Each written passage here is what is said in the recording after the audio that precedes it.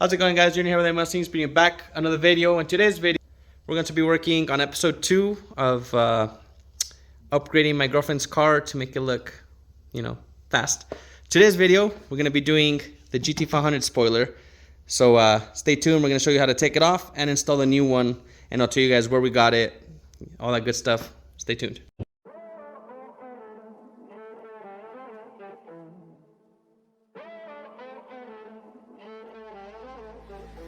Music bed.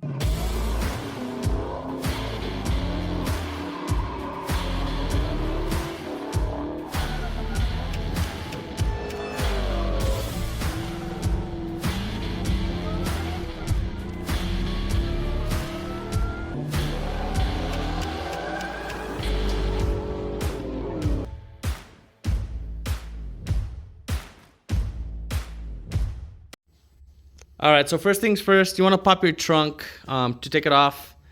Take off these covers, and that's one of the studs for the spoiler.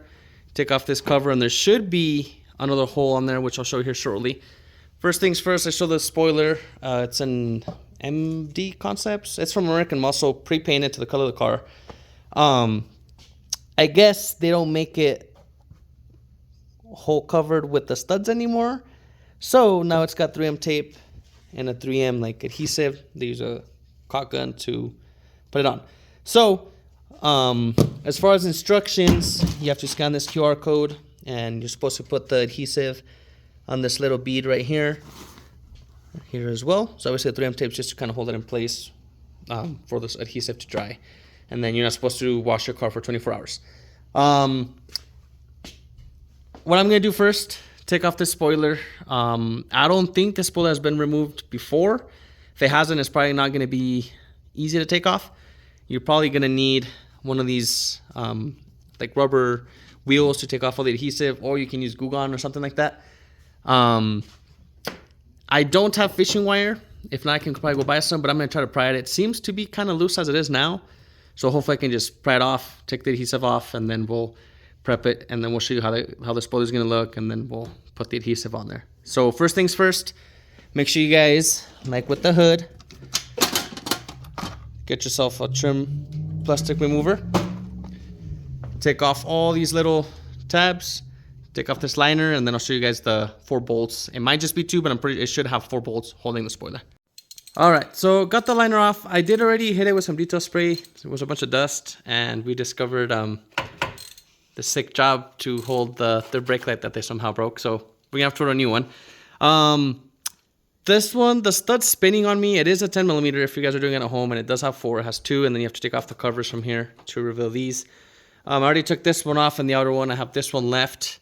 And then I'm probably gonna have to somehow pry this back so it does pressure, so I can maybe get this nut off and not let the stud turn. Other than that, if yours isn't spinning, you should be able to take off those 4 nuts and then just pry the spoiler off. Easier said than done. So let me take off that last nut, the easy one, and then figure this one out. And then I'll show you guys how hard it is to actually pry this off if they haven't taken this off. I have a feeling they probably have before, since this one's stripped. So we'll see. All right, so after some fighting with it, got the spoiler off. Heating it up with the heat gun definitely made it way easier, because I was just stabbing it with the little plastic pry tool that I have. Got this Asima, come in handy. But once I heated it up, I was able to just pry it off. This is the stud that was loose, so I can probably just hold it here with some pliers, get the nut out. Yeah, because I don't want it to rattle if I leave it there, because technically it wouldn't matter because this isn't going to use anything. But what I'm going to do now is with some detail spray, I'm going to wipe this. And then this is where the easiest thing to use is this wheel right here to get all this adhesive off. There's other ways like glue gun and stuff like that, and then with a towel, but that takes forever. Those, if you have one of those, you're going to take off stickers, anything like that off your paint, that works wonders. So I'm going to go ahead and wipe it, take off all the adhesive, and then we'll start test fitting the spoiler. And then we'll make it official and glue that thing on there.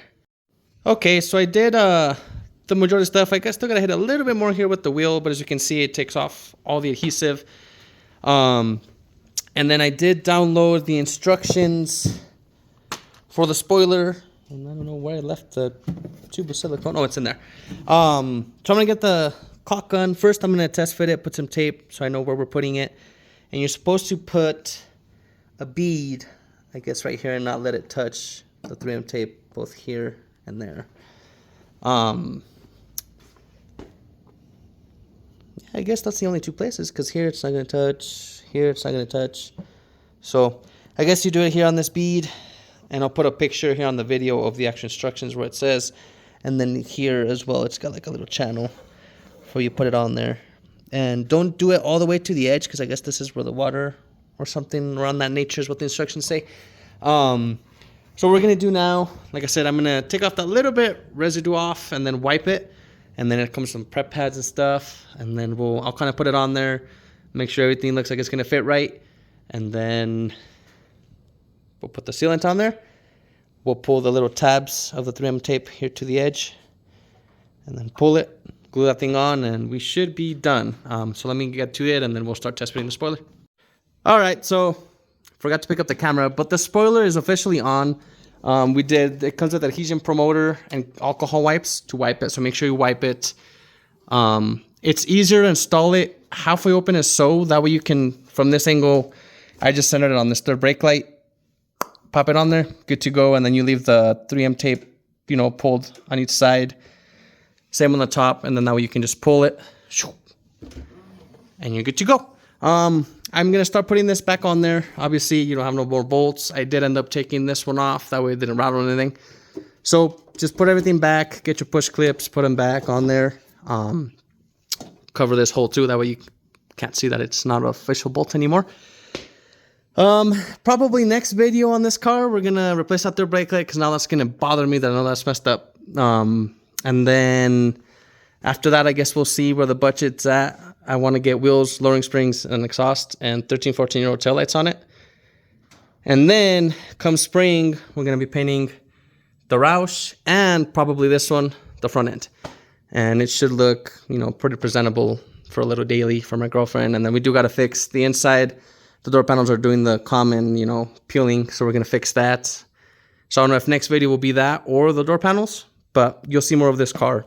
So as always, thanks for watching. Make sure you hit that like button, hit that subscribe button, and I'll insert a picture at the end of the spoiler on it.